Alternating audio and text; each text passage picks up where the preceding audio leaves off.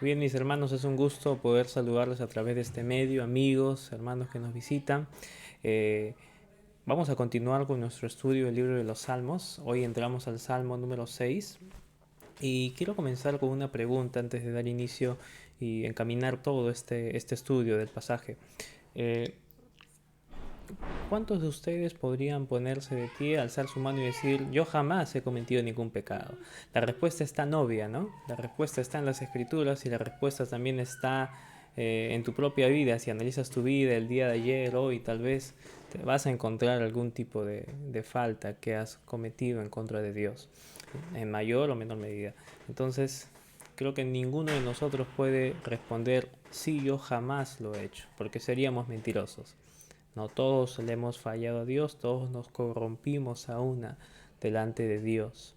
Gracias a Dios por tu vida, ahora que tal vez tú que escuchas puedes ya haber conocido a Cristo. Y si no, no esperes más y acude sin demora y confía en Él y cree totalmente en el Salvador. Vamos a estar viendo en este salmo un ejemplo parecido, ¿no? Que tiene que ver mucha relación con esta pregunta. El salmista David, nosotros sabemos que él cometió también distintos pecados, los cuales también tuvieron sus consecuencias. Él estando en vida también recibió esas consecuencias mismas y lo tuvo con su familia y demás. En este Salmo 6, si bien es cierto, no se nos da un contexto específico en el cual él se encuentra, en los momentos, en qué circunstancias de su reinado se encontraba, pero sí que nos habla de una situación difícil, de una situación tan apremiante que este salmista estaba pasando. En diferentes versículos que vamos a analizar, vamos a ver que este salmista estaba gimiendo, este salmista estaba sufriendo, estaba llorando tremendamente, ¿no? ¿Cuántos de nosotros hemos pasado por circunstancias similares? Tal vez pocas o muchas, o tal vez no lo hemos pasado, pero en algún momento lo pasaremos. Entonces, el salmista estaba pasando por un momento difícil. A este salmo se le ha llamado como el primero de los salmos nitentes que se habla a través de la historia. Se le conoció a este como el primer salmo de ellos. Entonces, vamos a estar desarrollando este salmo. Tiene únicamente 10 versículos y vamos a aprender algo muy interesante, ¿no? Más que a las circunstancias, más que a los problemas, más que los enemigos que tenía David, más que todas esas adversidades, hay algo que más le preocupaba. Y él comienza mencionando eso que más le preocupaba en el versículo 1.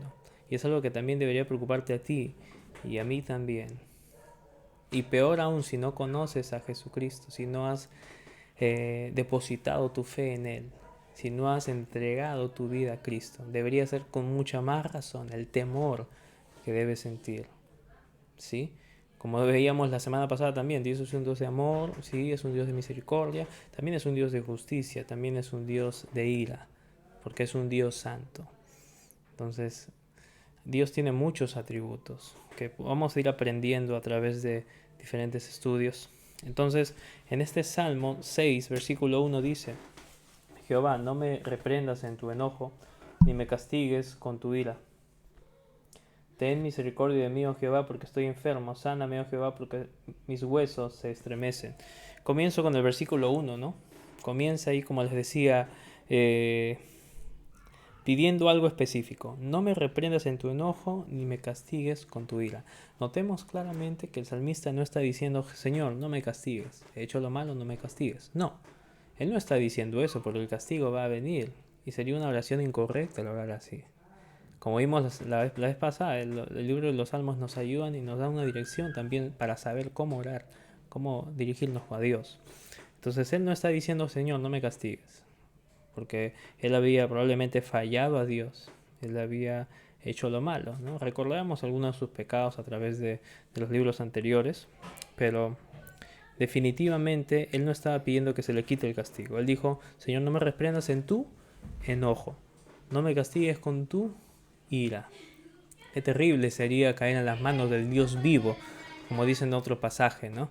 Entonces, él no rechazó el castigo, sino sí lo iba a recibir de por sí, pero él le estaba clamando a Dios para que no sea en su ira, para que no sea cuando Dios esté enojado. Eso fue lo que él clamó, ¿no? Recordemos que la disciplina en los hijos de Dios es imprescindible, ¿no? Y es necesario también. En el versículo 2, él acude a la misericordia de Dios. Habíamos visto que la misericordia, cuando el salmista pide misericordia a Dios, él está reconociendo que él es un hombre mísero, que él es un hombre impotente, que por sus propias fuerzas o por su, tal vez los talentos o dones que él pueda tener, no iba a poder salir de ciertas situaciones, ¿no? Él no iba a poder salir de ciertas situaciones. Entonces, él se doblegó ante Dios, le pidió: Señor, ten misericordia de un hombre como yo. Y tal vez así como David, también nosotros deberíamos decirle a Dios: Señor, ten misericordia de mí, que todos los días te fallo. Ten misericordia de mí. Aquí vemos la situación específica de David. Dice: porque estoy enfermo, sáname, oh Jehová, porque mis huesos se estremecen. Vemos ahí dos cualidades, ¿no? Él estaba enfermo, al parecer físicamente, y al parecer también él habla de sus huesos. Cuando habla de los huesos, en muchos versículos se habla del alma.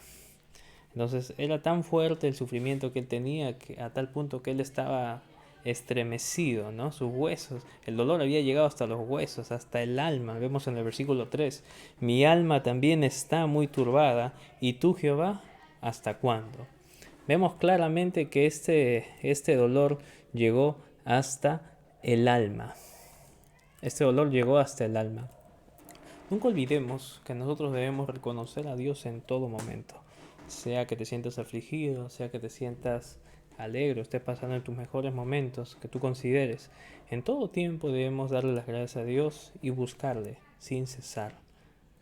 ¿Sí? Siempre recordemos este principio. Entonces su alma estaba muy turbada.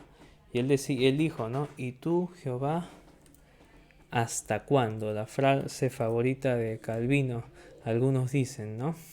Entonces, ¿qué debemos hacer? Confiar en Dios, entregarle nuestra vida, y Él nos bendecirá. Sea que te libre o no, tal vez te libre de la prueba que estás pasando, o lo deje Dios para tu edificación, como en el caso del apóstol Pablo, ¿no? El aguijón en la carne que él tenía.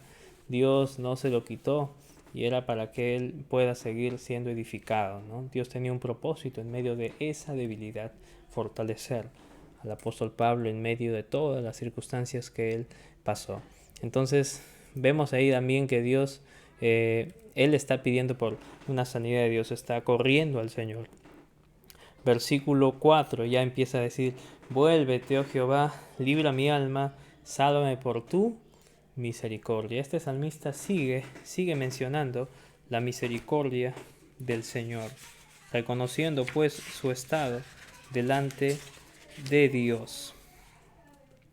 Hay algo muy interesante que quisiera citar, que nos va a dar un poco más de entendimiento sobre el versículo 2 que estuvimos revisando. Y es que hay alguien que dijo: el mendigo echado muestra sus llagas a la vista del mundo, para moverles a compasión. Así deploremos nuestras desgracias ante Dios, para que Él, como el compasivo samaritano a la vista de nuestras heridas, pueda ayudarnos a su tiempo debido. A su tiempo debido, ¿no? Él estaba mostrándose ante Dios enfermo. En el caso de David, estaba mostrando todo lo que él pasaba. Ahora, esto no debe ser superficial, ¿no? Evidentemente, David mostraba todo esto, que era algo superficial, pero porque realmente él estaba quebrantado. Él tenía un corazón contrito, él tenía un corazón humillado. Sí, y todo esto era un reflejo de su humillación, era un reflejo de la tristeza que él estaba teniendo. No olvidemos eso. ¿Sí? De nada sirve que mostremos esto y el otro superficialmente, si interiormente no estamos contritos, no estamos humillados en realidad. ¿De acuerdo? No olvidemos eso. No olvidemos eso. Nos quedamos en el versículo 4, que él seguía clamando a Dios por su misericordia. Y en el 5 él dice: porque en la muerte no hay memoria de ti, en el Seol, ¿quién te alabará? En el Seol, ¿quién te alabará? Bueno, claramente en el versículo 5 él ya empieza a hablar de la muerte. Recordemos que la muerte es una separación, ¿no? La vida no es que termina aquí, sino sabemos que la muerte es una separación. Es una separación. Y él dice que en la muerte no hay memoria de ti. Claro, en ese tiempo reconocemos y él lo menciona: en el Seol, ¿quién te alabará? Claro, él pide todo esto, él pide que Dios tenga misericordia de él, y lo hace 2 veces. Y en estos 4 versículos que hemos visto, vemos que 5 veces se menciona a Jehová. De manera que en todo tiempo nosotros debemos depender profundamente de Dios, y nuestra confianza debe estar en Él. Y si hay algo a quien debemos temer, es la ira de Dios, ¿no? Más que las circunstancias externas por las cuales estemos atravesando.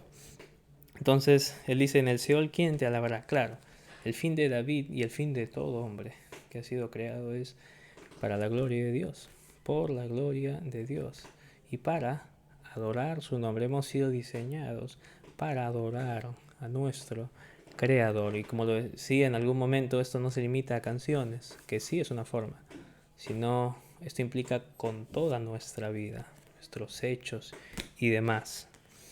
Versículo 6. Me he consumido a fuerza de gemir, todas las noches inundo de llanto mi lecho, riego mi cama con mis lágrimas. Wow. Claramente David estaba sufriendo fuertemente con esto. Quiero detenerme y retroceder una vez más antes de ver este versículo 6 y 7 en conjunto. En el versículo 3, mi alma también está muy turbada, y tú, Jehová, ¿hasta cuándo? No solamente su cuerpo, como lo había visto, sino también su alma. Dijo John Donne, los compañeros de yugo en el pecado son los compañeros de yugo en el dolor. Los compañeros de yugo en el pecado son los compañeros de yugo en el dolor. El alma es castigada por dar los informes, el cuerpo por la ejecución, tal como el que informa y el que ejecuta la causa y el instrumento, el que asusa el pecado y el ejecutor del mismo son castigados. Claro, ¿no? Aquí este escritor es muy interesante en el desarrollo del pensamiento que hace, basado en este versículo número 3. Entonces, continuamos con el verso 7, con el verso 6 y 7 que hemos estado leyendo por último.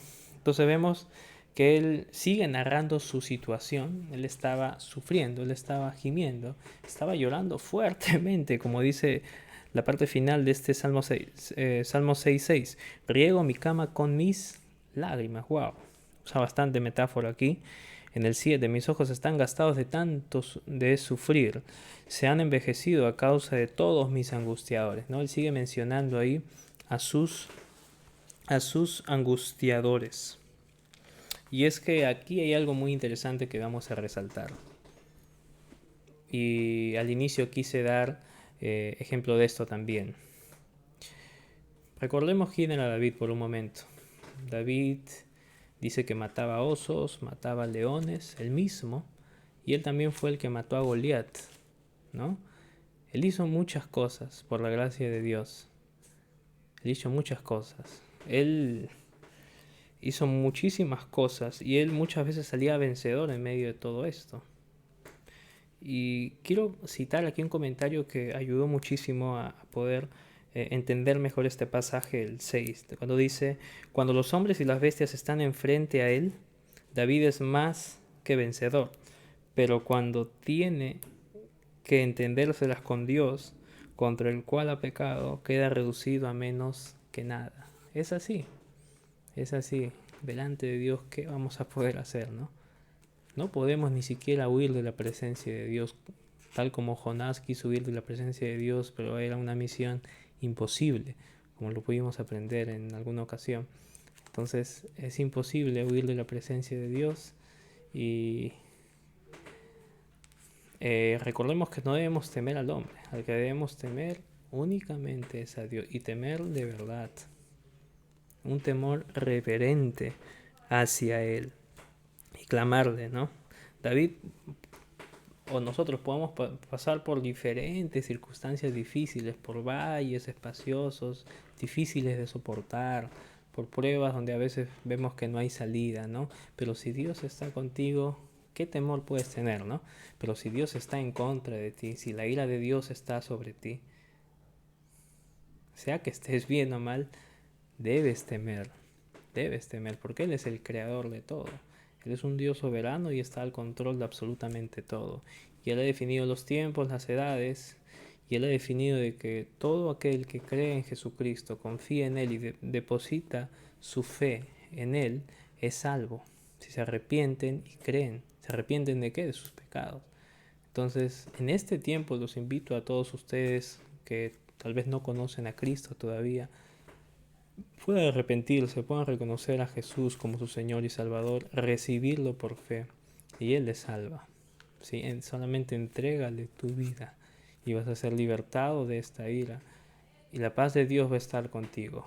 Problemas van a haber, circunstancias adversas van a haber, pero ahora Dios está contigo, guardándote, y vamos a ver cómo lo hace también con David, mostrando su misericordia, aun cuando él le haya fallado a Dios.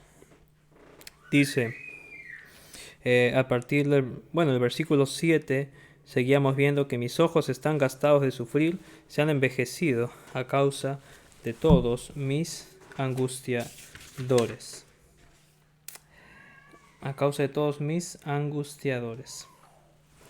A partir del versículo 8 dice, ya vemos un cambio total. A partir del versículo 8 hasta el 10, ya vemos un cambio radical en David. De lo que estaba triste podría decir hasta la muerte, estaba sumamente débil, enfermo y todo, vemos un cambio totalmente distinto. Y es que cuando vamos a Dios y clamamos y ponemos nuestra confianza en Él, Dios nos responde y Dios nos da confianza, confiando en Él. Él es el que nos da esa fortaleza. De Él proviene el vigor, de Él proviene la fuerza para nuestra vida y para andar cada día. Entonces, a partir del versículo 8, vemos ya una respuesta con confianza que da David. Él dice, apartaos de mí todos los hacedores de iniquidad. Ya vemos algo distinto, ¿no? Primero se estaba angustiando, quejando, ahora apártense de mí.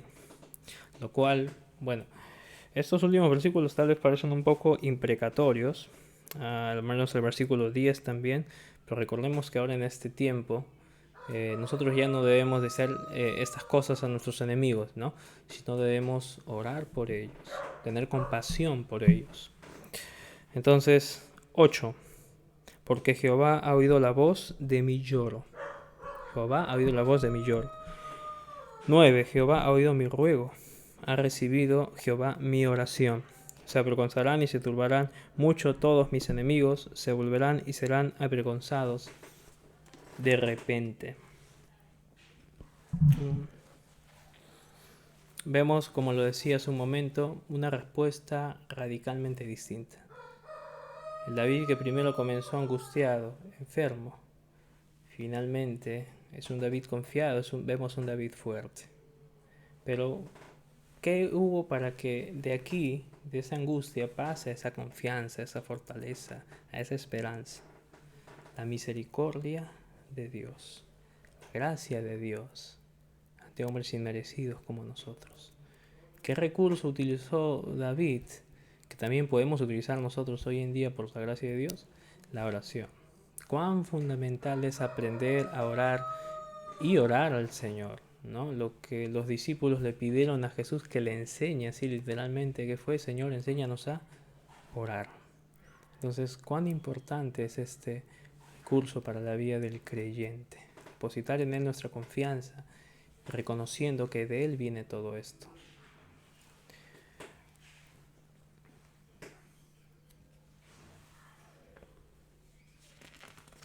Y debe haber un arrepentimiento, dicho sea de paso, genuino, porque un pecador perdonado va a aborrecer los pecados que costaron la sangre de nuestro Salvador Jesucristo.